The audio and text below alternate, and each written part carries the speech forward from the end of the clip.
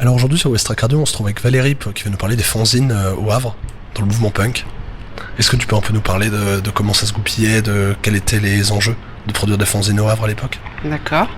Oui, bonjour. Donc en fait, nous, on s'est lancé dans le fanzina, tout simplement parce que quand je suis arrivée au Havre en 80, on a eu l'occasion fréquemment d'aller à Londres, qui était quand même l'endroit où c'était vraiment la fourmilière au niveau de toute l'activité, la culture punk, et que ce soit l'organisation de concerts, le fanzina, la distribution de disques, enfin c'était très large.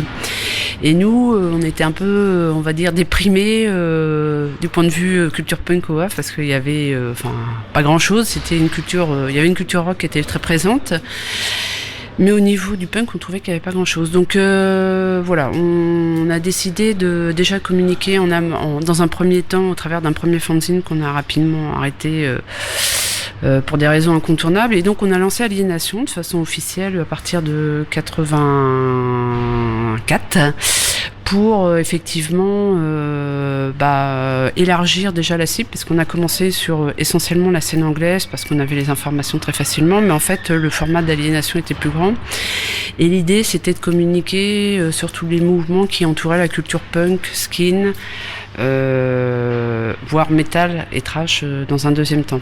Donc il y avait une volonté de le faire vivre, ce mouvement, et d'essayer de le cimenter avec des fanzines, parce qu'on peut se laisser vite prendre par le côté le punk ça a duré 2 ans, 60 à 77, et après une vague qui est partie. En fait, nous on a démarré après, donc effectivement ça a démarré dans les années 75-77, mais en fait nous le premier zine il a démarré en 81 et on a fini en 88, mais on a fini sans finir parce qu'en fait on a évolué au niveau de l'organisation, c'est-à-dire qu'au début on s'est dit on va faire un fanzine pour communiquer sur la scène anglaise.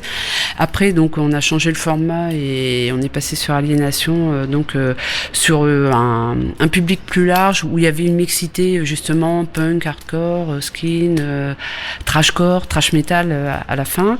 Et entre-temps, on s'est lancé dans l'organisation de concerts suite à l'échec qu'on avait rencontré. Alors concert du point de vue organisation au Havre, c'était très bien passé, c'était avec les Hateful et Exposies, mais c'est plutôt au niveau du public, là on avait rencontré quelques soucis. Et qu'est-ce qui s'est passé en fait, curieusement, l'affiche des Exposies montrait un groupe au crâne rasé alors que c'était des punks. Mais en fait, on a eu que des skins, on a eu Rouen, Caen, je crois, contre le Havre Paris, donc ça a été baston pendant tout le concert, donc aucun intérêt.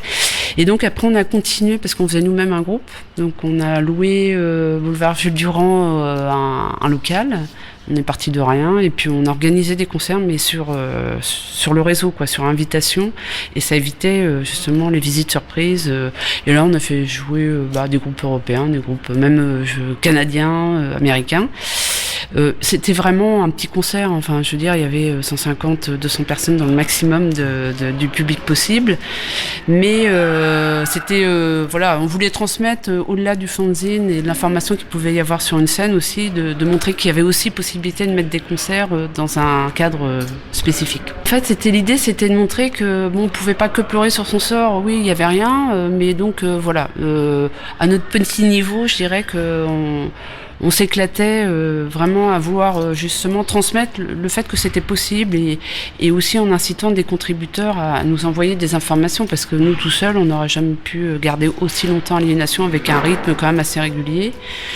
Et puis après on a dû arrêter parce que tout simplement entre-temps, à partir de 87, on a ouvert Trash, le magasin Trash sur le Havre, qui faisait essentiellement de la vente par correspondance, et de fait il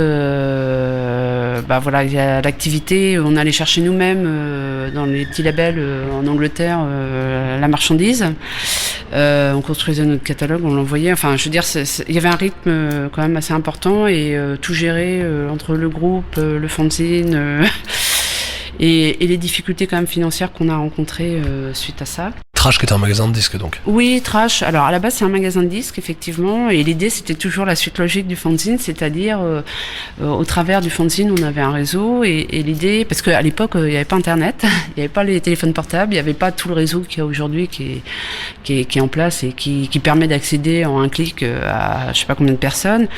Nous tout se faisait par bouche à oreille, par échange de cassettes, parce qu'à l'époque c'était des cassettes, par voilà, par vraiment le réseau de personnes à bouche à oreille, quoi. Et donc, nous, quand on a monté le réseau de distribution, en fait, l'idée, c'était toujours de pouvoir apporter, de diffuser de la musique qui était à l'époque pas non plus trouvable en France. Alors aujourd'hui, on la trouve, hein, sans problème, je dirais même, mais à l'époque, c'était underground, quoi. C'est-à-dire que, en fait, toute la musique industrielle, punk, hardcore, c'était vraiment à la marge, c'était un réseau de distribution parallèle, quoi. Et en fait, donc on a fait ça pendant 8 ans. Et en fait, dû justement à ces difficultés financières et aux grèves de la Poste qui étaient quand même assez prolongées au Havre et qui posaient vraiment problème quand on fait que de la vente par correspondance, on a diversifié en faisant aussi de la production. Et il y a eu une trentaine en tout de sorties vinyles et CD, parce qu'on a vécu la TVA à 33% et le passage du vinyle au CD aussi. Yes. Voilà. Et merci en tout cas d'avoir répondu à la question pour Estrac. Merci à toi et puis bonne continuation. Salut.